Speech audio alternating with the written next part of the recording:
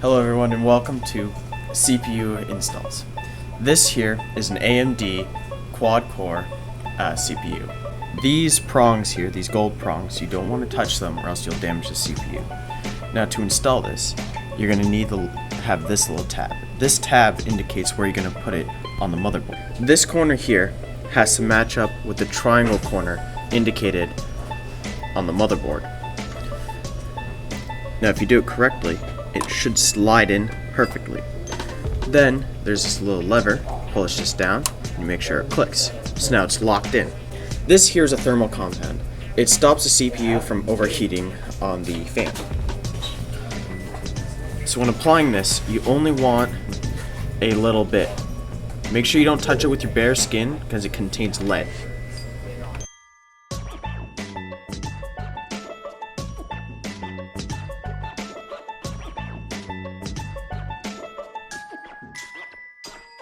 If you don't cover it all the way, don't worry, because once installing the fan, it will smush it across. Make sure you install it the right way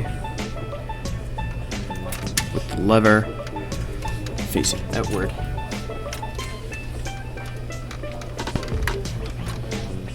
Put the fan together, flick the switch, and plug this in,